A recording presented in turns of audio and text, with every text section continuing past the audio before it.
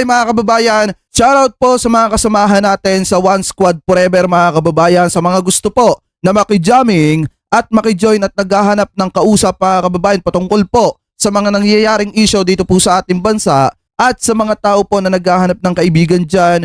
Welcome na welcome po kayo mga kababayan sa One Squad Forever. Message nyo lamang po si Ma'am Chaichir sa ating comment section. Ano po, shoutout po sa lahat ng One Squad Forever at kay Ma'am Chaichir at kina Inay Lizagon. Mega love shoutout po sa inyo ng napakasarap. Anyway mga kababayan, eto, umpisahan na po agad natin itong ating talakayan dito po sa pasimpleng pagtira ni Banat Bay sa kanyang mga kasamahang vlogger na kung saan mga kababayan pasimple po niyang pinapatamaan. Eto, i-play na po natin itong live nitong si Banat Bay. Kinikredit po natin sa kanya etong videong ito. As long as mali ang behavior, babanatan po natin. Mali ang kanyang ginagawa, babanatan po natin yan.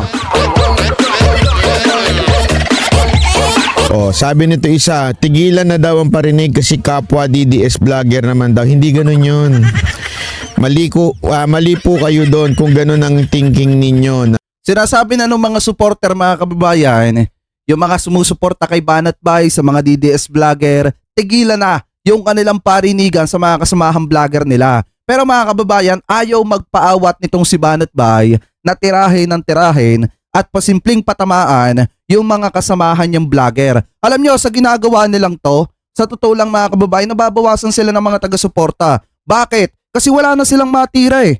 Wala na silang mabanata na pro-government vlogger. Kasi unang-una, hindi nila kinakaya yung mga pagdepensa ng mga pro-government vlogger, lalo na pag fake news, yung kanilang ginagawa. Kaya anong ginagawa nila? Mga kababayan, sila na po mismo ang nagtitirahan sa kanilang mga vlog. Ano po ngayon, ipagpatuloy pa natin. Na kapwa mo kasi yan, pareho kayong pro Duterte, so tigilan mo na yung pagpaparinig. Maling-mali pong prinsipyo sa buhay yun.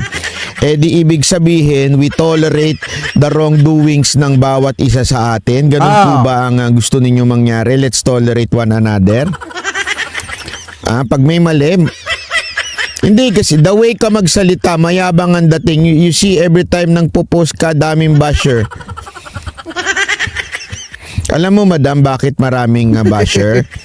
Kasi maraming tinatamaan. Hindi, kasi kaya marami kang basher Banat Bay, sa totoo lang, ito payo lang naman. Kasi tinitira mo yung mga kasamahan mo. Saglip na nagkakaisa kayo, para kung sakasakali na may tumira kay Duterte, maipagtanggol ninyo, ang ginagawa nyo, kayo-kayo yung nagsasakmalan. Kayo-kayo yung nagtitirahan. Yun yung problema kasi sa inyo. Ang problema din kasi mga kababayan, ganito lang naman yan eh. Pag hindi maayos yung kanilang sinusundan, yung kanilang ipinagtatanggol, hindi rin maayos yung kanilang samahan. Parang ganito lang yan. Kung makikita ninyo ano nangyari dati sa Tape Incorporated, dun sa mga vlogger nila, yung mga tumitira sa 8 Bulaga. I-connect lang natin ng konti nung hindi maayos yung sinusuportahan, mga kababayan, nung mga vlogger ng Tape Incorporated, ang ending, sila mga kababayan, ang nagsasagutan, nagbabatuhan ng kanilang mga putik sa kanilang mga likuran, mga kababayan, nung hindi na maayos at wala ng disposisyon yung kanilang sinusundan. Parang ganito rin yan, mga kababayan. Nung hindi na maayos yung kanilang sinusundan, sila na ang nagbabatuhan ng putik sa kanilang mga likuran. Ngayon, kung makikita nyo, si Banat Bay, ipagpalagay natin siya yung nagsisilbing parang leader nung mga vlogger ni Duterte, yung mga vlogger na sumusuporta kay Kibuloy. Pero anong ginagawa ni Banat Bay? Saglip na kausapin niya yung kasamahan niyang vlogger, sila po ang pasimpleng nagpapatamaan. Mga kababayan, ano po ngayon, ipagpatuloy pa natin. Yun ang totoo nun. Alam nyo kasi madam, sabi nga nila, truth hurts. Pag sinapul mo talaga yung katotohanan, masakit po talaga. Hindi ka na banateros pag binago mo attitude mo. Baguhin ko na lang kaya. Ganito na lang. Mga putang ina nyo. Kayo mga vloggers. Nakikiusap ako sa inyo. Umayos naman kayo. Mga putang ina nyo. Ganon. Medyo mahinahon. Tama, mali. Hindi, alam nyo, biro lang po yun, biro lang. Pero promise ko, susubukan ko pong bawasan ng pagmumura. Hindi. Kasi totoo lang, kinalakihan ko na po yung pagmumura.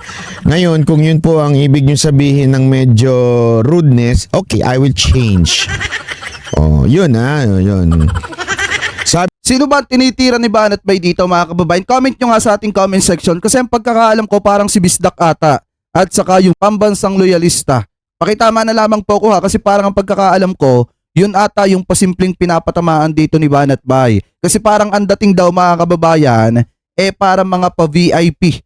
Gawa ng kung pakikinggan natin yung sinabi nitong si Banat Bay habang ginagawa niya ng reaction video yung vlog nitong si Judea. May mga vloggers siyang pinapatamaan doon na mga feeling VIP daw. So ngayon mga kababayan, may mga nagko-comment sa atin at sinasabi na yun daw mga vlogger na tinitira ni Banat Bay dito yung mga kasamahan niyang vlogger na katulad nitong si pambansang loyalista, di umano mga kababayan at saka daw itong si Bisdak. Ano po kasi parang ang dating mga salimpusa lamang po sa mga DDS vlogger. Di umano mga kababayan na hindi ko naman sinasabi na legit yung nakuha natin na information. Pero anyway, ipagpatuloy pa natin. Sabi sa SMNI boss, Banat Bay, truth hurts but it heals.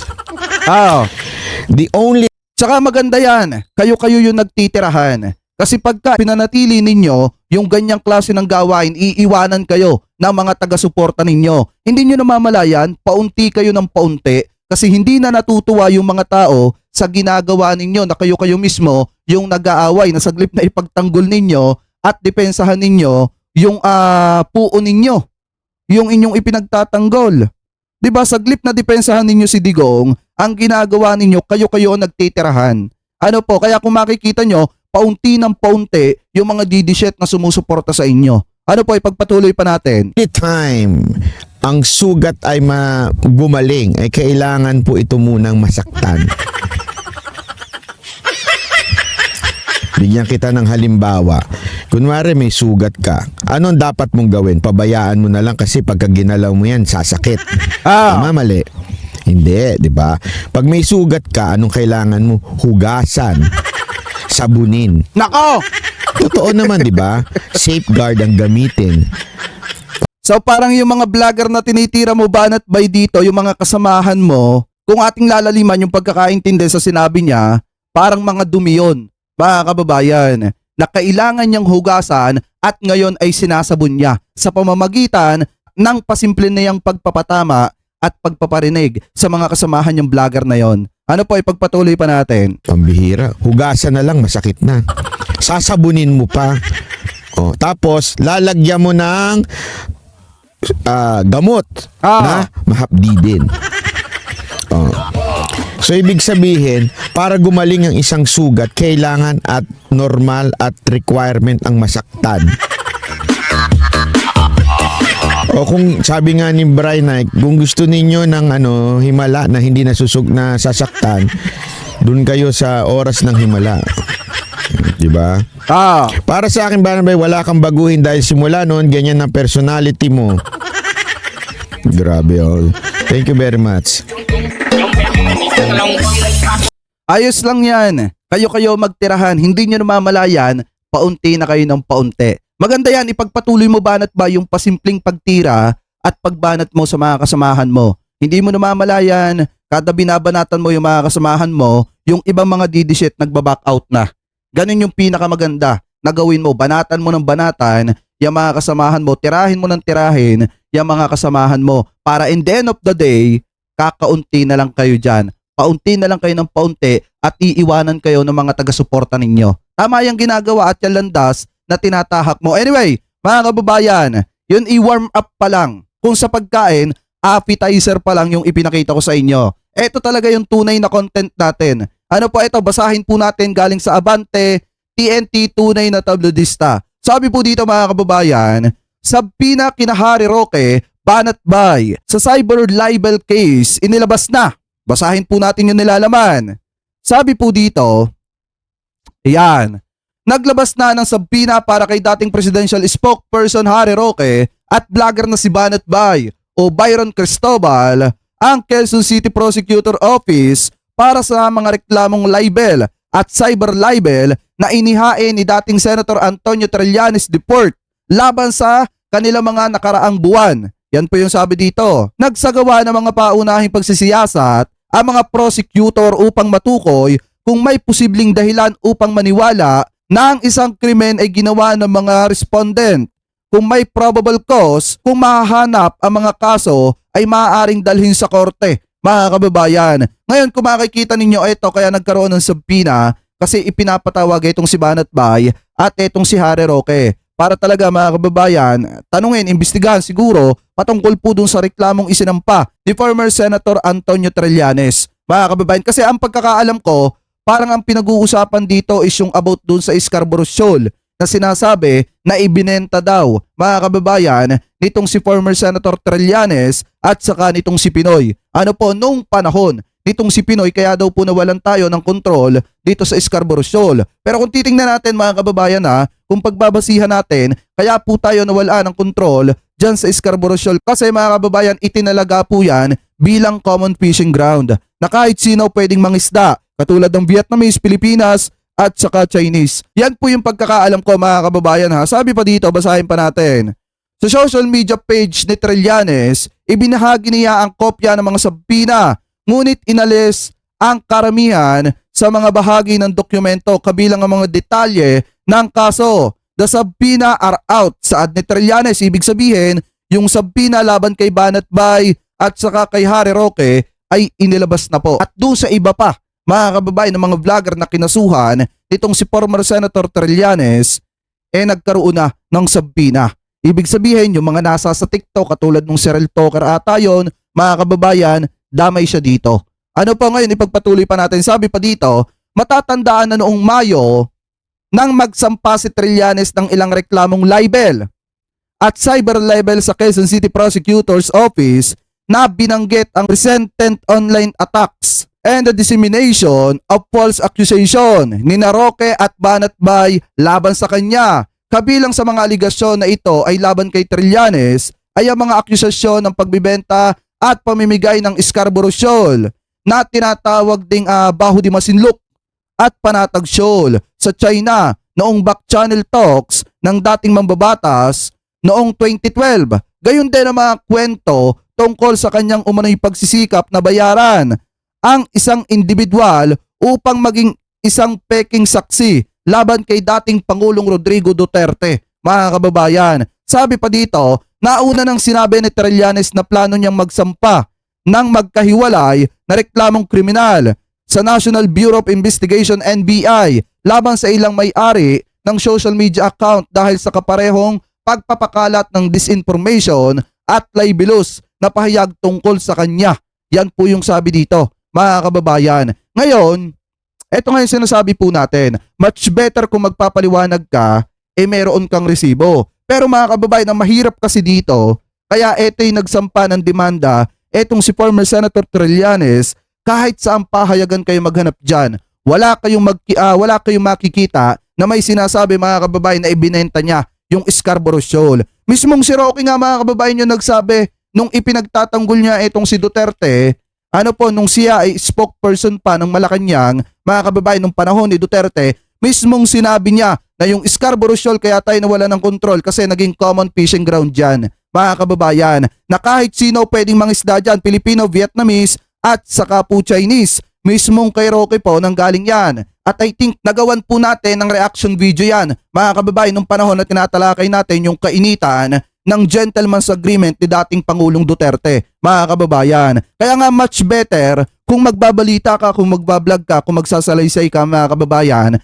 mas maganda na may pinagkukunan kang source, may pinagkukunan kang resibo para hindi ka pumabalikan ng mga tao na sinasabi na magdidemanda sa'yo. Alam nyo mga kababayan kung tutuusin, kung titingnan po natin, ang mahirap kasi dito kina Banat Bay, nagtiwala sila dun sa simpleng kwento at accusation ni Attorney Harry Roque. Kasi ang sabi ni Attorney Harry Roque, nung panahon na nasa Malacanang siya, gaya ng sabi ko kanina, kaya nawalan tayo ng kontrol sa Scarborough Shoal kasi naging common fishing ground dyan. Pero nung kainita ng gentleman's agreement ni dating Pangulong Duterte, ano yung sinasabi ni Harry Roque? Kaya daw tayo nawala ng kontrol sa Scarborough Shoal na kilala din sa tawag na Panatag Shoal mga kababayan or Baho di Masinloc ay dahil daw ibinenta at ipinamigay nitong si former Senator Trillanes. Pero ang katotohanan dyan mga kababayan, di umano, pakitama na lamang po ko kung ako po ay mali, parang parte rin po yan ng inilabas na desisyon ng international or yung tinatawag na arbitral tribunal ruling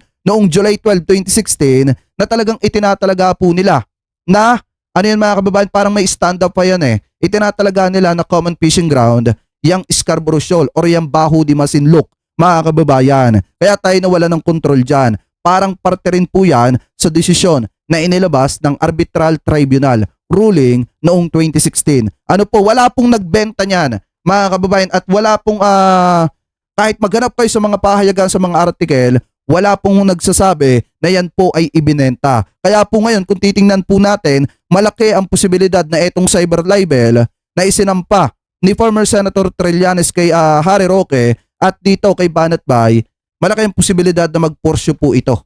Ano po, para sa akin mga kababayan, in my own opinion, at opinion din ng ating mga kababayan Pilipino, malaki ang posibilidad na yan po ay mag-pursue, lalo na at walang mga dokumento na nagsasabi na yan po ay ibinenta sa panahon ni Trillanes at hindi po ikiniklaim ng China na yan po ay napabenta po sa kanila noong panahon ni Pinoy. Mga kababayan, ano po, at ang nagbenta etong si Trillanes nung siya ay back negotiator nitong si Pinoy. Mga kababayan, kasi hinahanap po natin naghanap tayo, nag-research tayo ng patungkol dyan, wala tayong nakita na mga dokumento, mga artikel na nagsasabi na napabenta po yan or ipinamigay ng panahon ni Pinoy at ang nagbenta si Trillanes. Wala tayong nakitang ganon. Kaya malaki ang posibilidad na mag-pursue po itong isinampang kaso nitong si Trillanes dito kay Banat Bay at dito kay Attorney Harry Roque na cyber libel case, mga kababayan. Anyway, kayo pa, ano po ang komento ninyo? Hingil po dito para sa akin.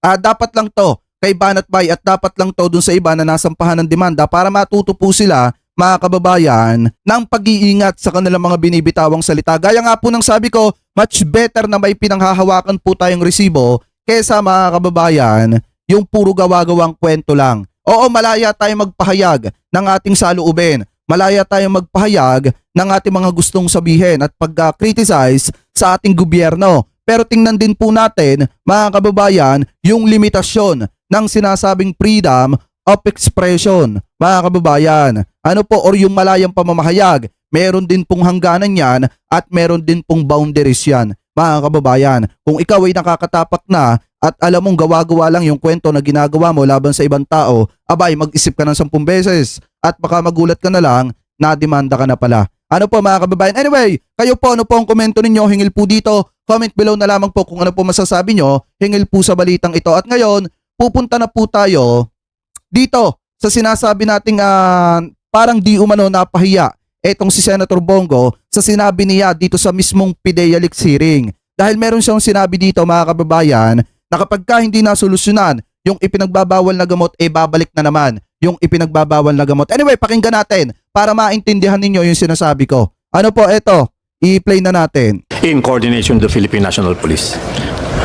Ano bang nangyari, Mr. Chair?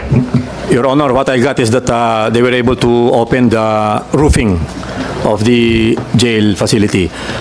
Yun lang po. We were on our way here to attend the hearing when I was talking to our regional director, so I still don't have so much details about the incident, Your Honor. Yun po ang problema dito, Mr. Chair, no? Pag bumalik na naman po ang illegal na droga, babalik na naman ang kriminalidad, babalik na naman po ang korupsyon sa gobyerno. Habang pinag-uusapan natin dito, itong issue ng sa PIDEA, meron pang malaking problema ang ating PIDEA, nakatakas pa, nahuli na nakatakas pa. So, yun lang po, Mr. Chair, magtulungan po dapat ang gobyerno para masugpo Recording in itong progress. kinakatakutan nating illegal na droga, Mr. Chair. Thank you, Your Honor, Senator Bongo. Ano yung sabi ni Senator Bongo dito? Pag bumalik yung illegal na droga, babalik yung matinding korupsyon sa gobyerno. Diba mga kababayan, parang ang pinapahiwatig niya dito at ang sinasabi niya dito, nung panahon ni Duterte na wala na yung ipinagbabawal na gamot. Yung panahon ni Duterte mga kababayan, wala na, malinis na. Kumbaga hindi naman totally malinis na wala yung ipinagbabawal na gamot. Kasi yung pagkakasabi niya na kapag ka hindi natutukan yung pagsugpo sa ipinagbabawal na bato mga kababayan, babalik na naman po yung corruption. Ibig sabihin, parang sinasabi niya dito na nung panahon ni Duterte nawala or nabawasan ng malaki yung ipinagbabawal na bato. Ang tanong dito mga kababayan, di ba ang pagkakaalam ko bago mo linisin yung ibang lalawigan, bago mo linisin ang buong Pilipinas, linisin mo muna dapat yung nasasakupan mo. Kung ikaw ay naging presidente dahil sa ang ipinangako mo sa sambayan ng Pilipino, lilinisin mo ang Pilipinas sa ipinagbabawal na gamot, di ba dapat ang una mong linisin sa ipinagbabawal na bato yung lalawigan mo muna or yung lungsod mo muna. Ang problema mga kababayan, ano to? Nakita nating balita. Ano yung sinasabi dito? 37 in Davao City's PSSO dismissed for illegal ipinagbabawal na bato or sa paggamit ng ipinagbabawal na bato. Mga kababayan, ngayon, tinagalog ko na yan para sa inyo para maintindihan nyo. Ang sabi dito mga kababayan, eto 37 or 37 sa PSSO ng Davao City na dismiss dahil sa paggamit ng illegal na bato. Hindi bababa sa 37 na tauhan ng Public Safety and Security Office o etong PSSO ng Davao City ang tinanggal sa serbisyo matapos silang magpositibo sa paggamit ng ipinagbabawal na bato. Ngayon mga kababayan, kung malinis na ang Davao, may mga balita pa nga tayo nakikita, sinasabi nila drug-free na etong Davao. Kung drug-free na itong Davao, bakit may ganito? Mga kababayan, yan yung nakakapagtaka dyan. Bakit may ganyang balita? Ano po, bakit may mga ganyang mismong empleyado pa, mga kababayan, ng Public Safety and Security Office yung nagpositibo? Ibig sabihin, mismong mga empleyado pa yung gumagamit ng ipinagbabawal na gamot? Mga kababayan, kaya sila natanggal, 37 na katao pa ang nagpositibo sa Davao. Sa ipinagbabawal na bato, kala ko ba malinis na ang Davao? Kala ko ba drug-free na ang Davao? May mga pa-announce pa kayo na war on drugs, etc. Ganyan. Mga kababayan, tapos ang ending, hindi lang pala yung nasa lansangan, yung gumagamit ng ipinagbabawal na bato. Kung hindi, mismong nasa loob pa ng Public Safety and Security Office or mismong nasa loob pa ng PSSO, mga kababayan. Ano na Senator Bongo, yung sinasabi mo na kapag hindi natutukan yung pagsugpo sa ipinagbabawal na gamot, mga kababayan, babalik na naman daw yung korupsyon sa ating gobyerno. Eto nga mismong nasa Davao, hindi nasugpo. Teritoryo pa ng mga Duterte yan, mga kababayan, hindi nila nasugpo. Ano po sabi pa dito? Ang 37 ay job order workers at karamihan sa kanila ay nakatalaga sa Civil Security Unit na tumutulong sa pagpapanatili ng kapayapaan at kaayusan sa lungsod, mga kababayan. Sabi pa dito, hiniling ng PSSO Head Angel Sumagaysay ang pagsasagawa ng random drug test noong Mayo 3, 2024 at Mayo 13, 2024, mga kababayan. Sinabi ni Davao City Anti-Drug Abuse Council, KAKDAK, Action Officer Jafar Marumhamsalik na ang maaaring mag-enroll sa drug rehabilitation program ang mga nagpositibo. Mga kababayan, sabi pa dito, ipapa-enroll namin sila sa aming drug rehabilitation program pero voluntaryo kami. Hindi namin mapipilit na mag-enroll sila sa rehab program pero ini-interview na rin sila dahil sa mga pangalan nila ay ipinasa din sa mga implementing bodies. Sabi ni Marahom Salik, mga kababayan, sabi pa dito, sinabi ng KAKDAK na umamin ang mga manggagawa sa paggamit ng illegal na bato. Ano po, they are subject to confirmatory test but there was admission sa mga nag-positive. That is why ang ating mga department heads, it depends on them kung ano ang magiging desisyon sa mga nag-positive na personnel sa KAKDAK. We just facilitate, dagdag ni Marhum Salik, mga kababayan. Inirekomenda ni Sumagaysay ang pagwawakas ng kontra ng serbisyo ng mga manggagawa sa City Mayor's Office sa pamamagitan ng Human Resource Office. Mga kababayan, yan po yung sabi dito. Idinagdag niya, ito pa yung sabi dito, idinagdag niya na ang PSSO bilang bahagi ng security cluster ay hindi dapat magkaroon ng mga empleyadong sangkot sa mga illegal na aktibidades or aktibidad. Sobrang nakakadismaya ang usa sa mga ginawa, emphasize na kudiha itong pag-iwas sa illegal na aktibidad, isa sa diha ang paggamit ng illegal na bato So sabi ko, i-violate ninyo ang contract ninyo with the city government, wala kaming choice kung hindi i-terminate ka. Sabi ni Sumagaysay. Mga kababayan, ngayon, ang nakakapagtaka dito kung drug-free na ang Davao at ayaw ng mga Duterte ang ipinagbabawal na gamot, bakit marami sa empleyado ng Public Safety and Security Office ang nagpositibo pa sa paggamit ng ipinagbabawal na gamot? Bakit may ipinagbabawal na gamot pa rin dyan sa Davao kung talagang tinututukan ninyo, mga kababayan, yung pagsugpo sa ipinagbabawal na gamot? Akala ko ba, sabi mo, Senator Bongo, kapag ka bumalik yung ipinagbabawal na gamot, titindi yung korupsyon sa ating gobyerno. Pero parang tila nagkamali po ata tayo dahil mismong empleyado ng government ng Davao, mga kababayan, nagpositibo sa ipinagbabawal na gamot. Akala ko ba drug-free na dyan? Kasi nga ginamit ni Mayor Basti Duterte yung pamamaraan nila sa pagsugpo ng ipinagbabawal na gamot. Kung ginamit nila yon, bakit hindi nila nasugpo yung mismong nasa sa gobyerno na po nila, mga kababayan?